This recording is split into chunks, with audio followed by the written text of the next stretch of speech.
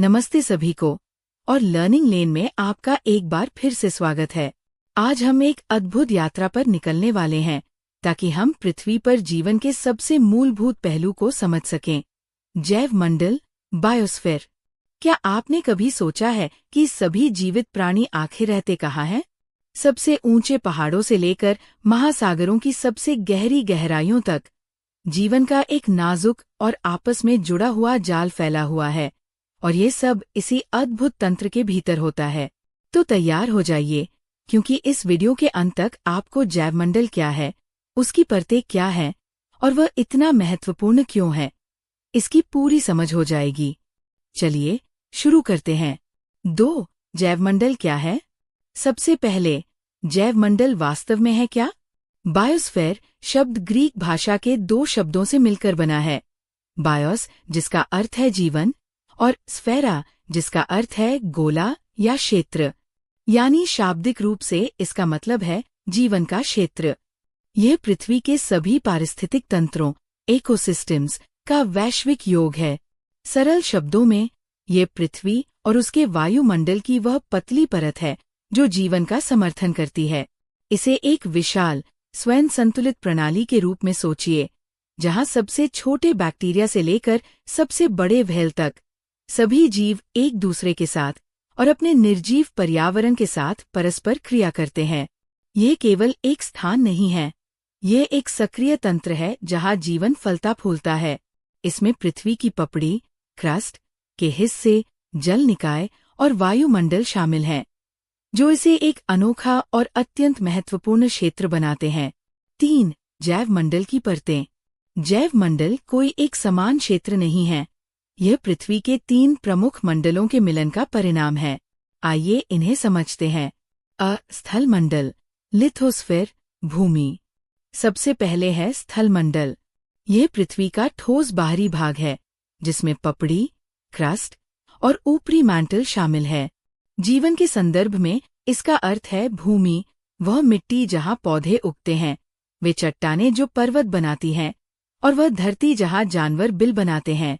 ये आवास, पोषक तत्व और आवश्यक खनिज प्रदान करता है। बी. जलमंडल, हाइड्रोस्फीयर, जल। अब आता है जलमंडल। जैसा कि नाम से स्पष्ट है, ये पृथ्वी का सारा जल है। महासागर, समुद्र, झीलें, नदियाँ, भूजल और यहाँ तक कि वायुमंडल में उपस्थित जलवाष्प भी। जल जीवन के लिए अत्यंत आवश्यक है।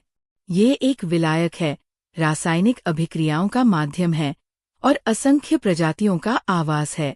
जल के बिना जीवन की कल्पना ही नहीं की जा सकती। सी. वायुमंडल, एटमॉस्फेयर, वायु। अंत में है वायुमंडल। यह पृथ्वी को घेरे हुए गैसों की परत है। यह हमें सांस लेने के लिए हवा प्रदान करता है, हानिकारक सौर विकिरण से बचाता है और पृथ्वी के तापमान को नियंत्रित करता है। यही वो स्थान है जहां मौसम बनता है और जहां उड़ने वाले जीव तथा सूक्ष्म जीव रहते हैं।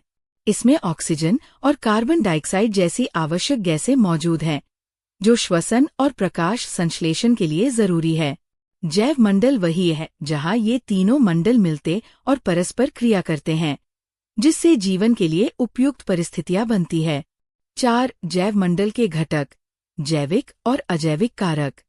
जैव मंडल में हर चीज को 2 मुख्य समूहों में बांटा जा सकता है: जैविक, बायोटिक, और अजैविक, एबायोटिक कारक।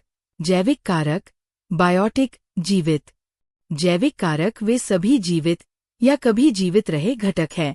इसमें उत्पादक जैसे पौधे शामिल हैं, जो अपना भोजन स्वयं बनाते हैं, उपभोक्ता जैसे जानवर जो अन्य जीवों को खाते हैं, और अपघटक जैसे कवक और बैक्टीरिया जो मृत पदार्थों को विघटित करके पोषक तत्वों को मिट्टी में वापस लौटाते हैं।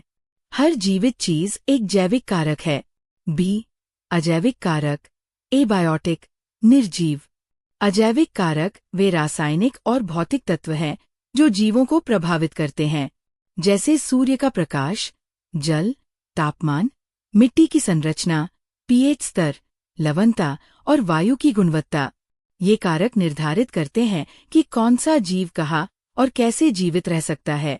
उदाहरण के लिए, एक कैक्टस रेगिस्तान में कम पानी और अधिक तापमान में फलता फूलता है, जबकि वर्षावन का पौधा वहां जीवित नहीं रह पाएगा। 5. जैव मंडल के भीतर पारिस्थितिकी तंत्र और बायोम। जैव मंडल बहुत विशाल है, इसलिए वैज्ञानिक इसे पारिस्थितिकी तंत्र, इकोसिस्टम्स और बायोम्स में वर्गीकृत करते हैं। पारिस्थितिकी तंत्र, इकोसिस्टम, यह किसी विशेष क्षेत्र में जीवित जीवों और उनके निर्जीव पर्यावरण के बीच की परस्पर क्रिया है। यह एक जंगल जितना बड़ा या एक छोटे से गड्ढे जितना छोटा हो सकता है। बी.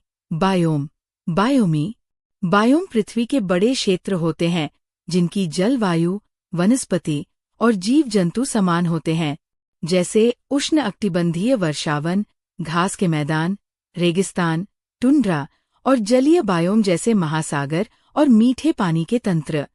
ये सभी मिलकर जैव मंडल का हिस्सा बनते हैं। 6. जैव मंडल का महत्व। तो जैव मंडल को समझना और सुरक्षित रखना इतना जरूरी क्यों है? क्योंकि हमारा अस्तित्व इसी पर निर्भर है।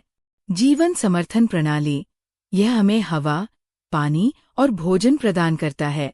जलवायु नियंत्रण, प्रकाश संश्लेषण और जल चक्र जैसी प्रक्रियाओं के माध्यम से यह पृथ्वी की जलवायु को नियंत्रित करता है। जैव विविधता, ये लाखों प्रजातियों का घर है जो पारिस्थितिक संतुलन बनाए रखती है। पोषक तत्व चक्र, कार्बन, नाइट्रोजन और जल चक्र यही होते हैं। पारिस्थितिकी सेवाएं, परागण, प्राकृतिक कीट नियंत्रण, मिट्टी निर्माण और अपशिष्ट अपघटन जैसी सेवाएं हमें मुफ्त में मिलती है। लेकिन वनों की कटाई, प्रदूषण और जलवायु परिवर्तन जैसी मानवीय गतिविधियां जैव मंडल पर भारी दबाव डाल रही है।